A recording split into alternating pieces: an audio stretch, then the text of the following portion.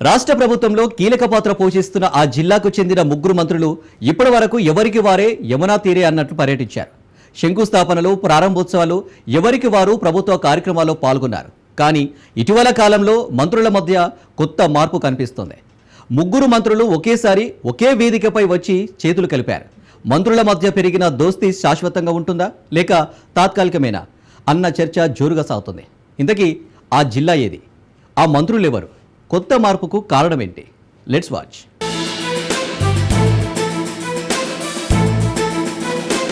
ఖమ్మం కాంగ్రెస్లో మంత్రుల మధ్య విభేదాలు. ముగ్గురు మంత్రులు, మూడు దారులు. మనుషులు కలిశారు. మనసులు కలిసేదెప్పుడు? రాజకీయంగా చైతన్యవంతమైన జిల్లాగా ఖమ్మం జిల్లా నిలుస్తోంది. రాష్ట్ర రాజకీయాలను కూడా శాసించే స్థాయికి ఖమ్మం జిల్లా చేరిందంటే అతిశయోక్తి కాదు. గడిచిన అసెంబ్లీ ఎన్నికల్లో ఖమ్మం జిల్లా నుంచి 10కి 10 అసెంబ్లీ స్థానాలు గెలిచి అందరూ దృష్టిని ఆకర్షించారు ఆ జిల్లా ఓటర్లు. రాష్ట్రంలో కాంగ్రెస్ ప్రభుత్వం కొలువుదీరడంలో ఖమ్మం జిల్లా కీలక భూమిక పోషించింది. కాంగ్రెస్ అధిష్టానం సహితం ఖమ్మం జిల్లాకు సముచిత స్థానం కల్పిస్తూ ముగ్గురికి మంత్రి పదవులు కట్టబెట్టింది. జిల్లాకు చెందిన ఉప ముఖ్యమంత్రి మల్లు భట్టి విక్రమార్క, రాష్ట్ర రెవెన్యూ శాఖ మంత్రి పొంగులేటి శ్రీనివాసరెడ్డి, వ్యవసాయ శాఖ మంత్రి తుమ్మల నాగేశ్వరరావులకు కేబినెట్లో కీలక శాఖలను కేటాయించింది. ఆ ముగ్గురు మంత్రులు తమదైన శైలిలో అభివృద్ధి చేస్తూ ముందుకు సాగుతున్నారు.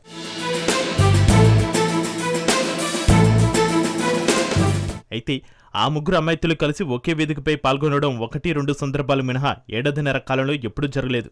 సీతారామ, వేరా ప్రాజెక్టుల కార్యక్రమంలో మాత్రమే కలిసి పాల్గొన్నారు. ఆ తర్వాత ముగ్గురు మంత్రులు కూడా ఎవరి కార్యక్రమాలు వారే నిర్వహిస్తూ పోతున్నారట. దీంతో ఉమ్మడి జిల్లాలోని కాంగ్రెస్ కార్యకర్తలు సైతం వర్గాలుగా విడిపోయారట. అయితే ఇప్పుడు వారిలో కొంత మార్పు కనిపిస్తోంది. కానీ ఇటీవల ఎర్రుపాలెం మండలం ములుగుమాడు గ్రామంలో నిర్వహించిన భూభారతి సర్వే, రెవెన్యూ సదస్సుల కార్యక్రమంలో ఆ ముగ్గురు మంత్రులు కలిసి పాల్గొనడం కాంగ్రెస్ వర్గాలను సైతం కలవరపెట్టింది. ఈ ముగ్గురు కలిసి సదస్సులో పాల్గొనడం ఆసక్తికరంగా మారింది. ఈ వింత దృశ్యాన్ని చూసిన వారు, అవునా, ఆ ముగ్గురు ఒకటయ్యారా, మనుషులు కలిశారు, కానీ వారి మనసులు కలిశాయా అంటూ సభలో చర్చించుకున్నారట.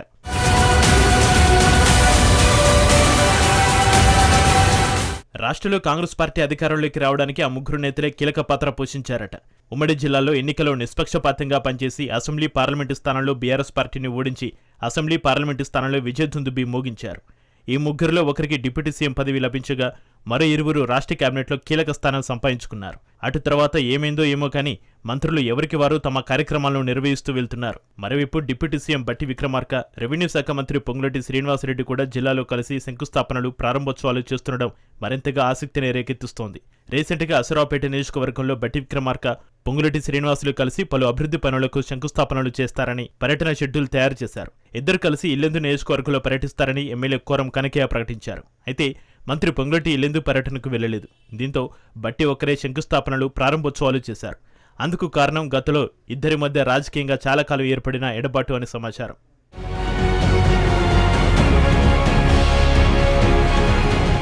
పొంగులేటి శ్రీనివాసరెడ్డి జిల్లా రాజకీయాల్లోకి ప్రవేశించినప్పుడు 2014లో వైసీపీ నుంచి ఎంపీగా పోటీ చేయగా అప్పుడు కాంగ్రెస్ ఓటు బ్యాంకు భారీగా చీలే పరిస్థితి ఉండడంతో డిప్యూటీ స్పీకర్గా ఉన్న బట్టి మంత్రిగా ఉన్న రామిరెడ్డి వెంకటరెడ్డి నియోజకవర్గాల్లో వైసీపీ పోటీ చేయకుండా సిపిఎం పోటీ చేసింది. దీంతో కాంగ్రెస్, వైసీపీల మధ్య క్రాస్ ఓటింగ్ జరగడంతో అటు ఎంపీగా పొంగులేటి, ఎమ్మెల్యేలుగా బట్టి విక్రమార్క, రామిరెడ్డి వెంకటరెడ్డి అప్పట్లో గెలుపొందారు. వైసీపీతో మిత్రపక్షంగా ఉన్న సిపిఎం 2 చోట్ల ఓటమి చెందగా పొంగులేటి గెలుపులో కూడా సిపిఎం కీలక పాత్ర పోషించింది. అప్పట్లో కాంగ్రెస్, వైసీపీల మధ్య మిత్రత్వం సాగిన పొంగులేటి బీఆర్ఎస్లో చేరిన తర్వాత మధ్య నియోజకవర్గం నుంచి ప్రాతినిధ్యం వహిస్తున్న బట్టి విక్రమార్క నియోజకవర్గంపై కూడా పొంగులేటి దృష్టి పెట్టడంతో ఇద్దరి మధ్య అప్పట్లో రాజకీయంగా విమర్శలు, ప్రతి విమర్శలు సాగాయి. అలా చాలా కాలం ఇద్దరి మధ్య గ్యాప్ కొనసాగింది. కాంగ్రెస్ పార్టీలో చేరిన తర్వాత కూడా చాలా కాలం ఇద్దరి మధ్య సఖ్యత లేదన్న అభిప్రాయాలు వినిపించాయి.